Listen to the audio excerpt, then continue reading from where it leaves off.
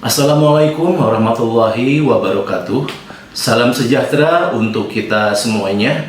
Mudah-mudahan kita semua selalu ada dalam keadaan sehat dan tetap semangat mengikuti pembelajaran. Pada hari ini, Bapak akan melanjutkan materi kita minggu sebelumnya. Pada hari ini, kita akan membahas materi kelas 12 tentang perlindungan dan penegakan hukum. Pada bagian dinamika pelanggaran hukum di Indonesia. Baik, langsung saja kita mulai pembahasan. Bagian yang pertama yaitu terkait pengertian pelanggaran hukum. Pelanggaran hukum disebut juga perbuatan melawan hukum, yaitu tindakan seseorang yang tidak sesuai atau bertentangan dengan aturan-aturan yang berlaku. Selanjutnya, penyebab pelanggaran hukum. Penyebab pertama, pelanggaran hukum oleh si pelanggar sudah dianggap sebagai kebiasaan. Penyebab yang kedua, hukum yang berlaku sudah tidak sesuai lagi dengan tuntutan kehidupan. Kita masuk ke macam-macam pelanggaran hukum. Kita akan bahas pelanggaran hukum di lingkungan keluarga. Contohnya, yang pertama, mengabaikan perintah orang tua. Yang kedua, mengganggu kakak atau adik yang sedang belajar. Yang ketiga, beribadah tidak tepat waktu. Yang keempat, menonton tayangan yang tidak boleh ditonton oleh anak-anak. Yang kelima, menonton TV sampai larut malam. Yang keenam, bangun kesiangan. Maju terus.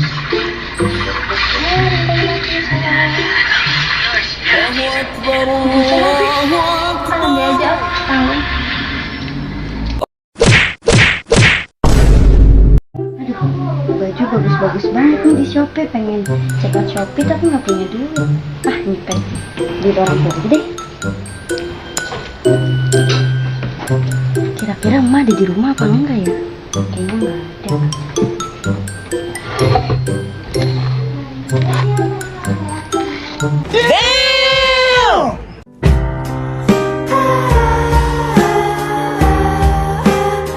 Selanjutnya kita bahas pelanggaran hukum di lingkungan sekolah. Yang pertama, contohnya menyontek ketika ulangan. Berikutnya, datang ke sekolah terlambat. Yang ketiga, bolos mengikuti pelajaran. Yang keempat, tidak memperhatikan penjelasan guru.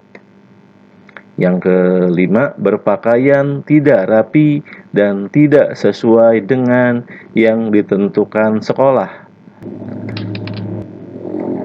Ini contoh gambar tentang para pelajar yang bolos sekolah, kemudian ditertibkan oleh aparat penegak hukum.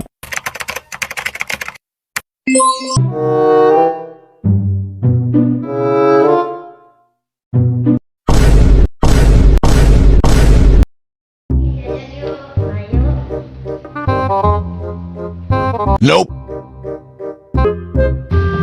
Pulpen aku kemana? Ngapain, Al? Lagi ngerjain tugas? Emang ada tugas? Iya ada tugas, emang nggak tahu? Bruh.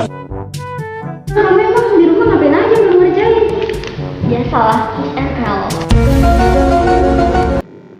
Selanjutnya kita bahas pelanggaran hukum di lingkungan masyarakat.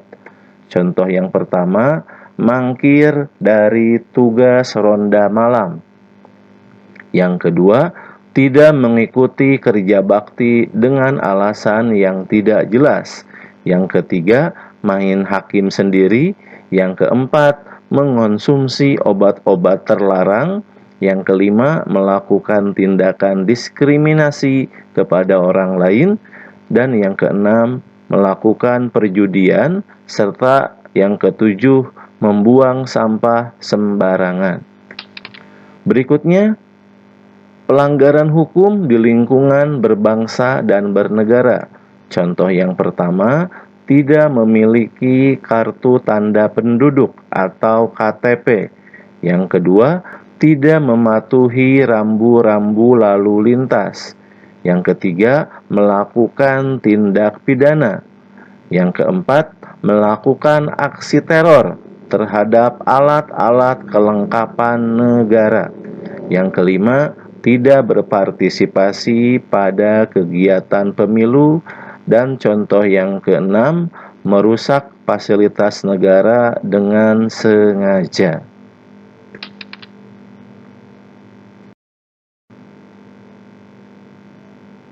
Baik, selanjutnya kita masuk ke macam-macam sanksi dari pelanggaran hukum. Kita bahas yang pertama, norma agama. Artinya, petunjuk hidup yang bersumber dari Tuhan yang disampaikan melalui utusan-utusannya.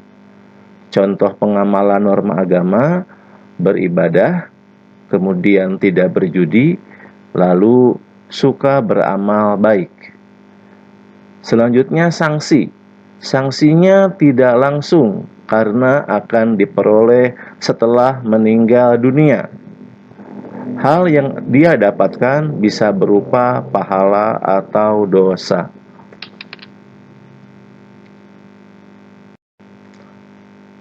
Selanjutnya masuk ke norma kesusilaan, yaitu pedoman pergaulan hidup yang bersumber dari hati nurani manusia tentang baik buruknya suatu perbuatan. Contoh norma kesusilaan, yang pertama berlaku jujur, yang kedua pengamalannya menghargai orang lain. Adapun sanksinya tidak tegas karena hanya diri sendiri yang merasakannya, seperti perasaan bersalah, menyesal, malu, dan sebagainya. Kita masuk ke norma yang ketiga, yaitu norma kesopanan, yaitu pedoman hidup yang timbul dari hasil pergaulan manusia di dalam masyarakat. Adapun contoh-contoh pengamalan norma kesopanan, yang pertama, menghormati orang yang lebih tua. Berikutnya, tidak berkata kasar. Selanjutnya, menerima dengan tangan kanan. Adapun sanksinya tidak tegas, tetapi dapat diberikan oleh masyarakat dalam bentuk celaan, cemoohan, atau pengucilan dalam pergaulan. Selanjutnya,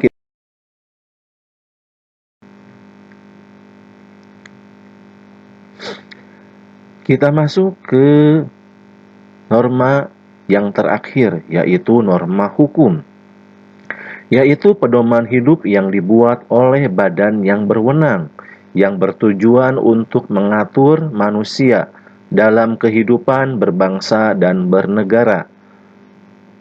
Contoh pengamalan norma hukum, yang pertama harus tertib, yang kedua harus sesuai prosedur, dan yang ketiga dilarang melakukan tindak pencurian.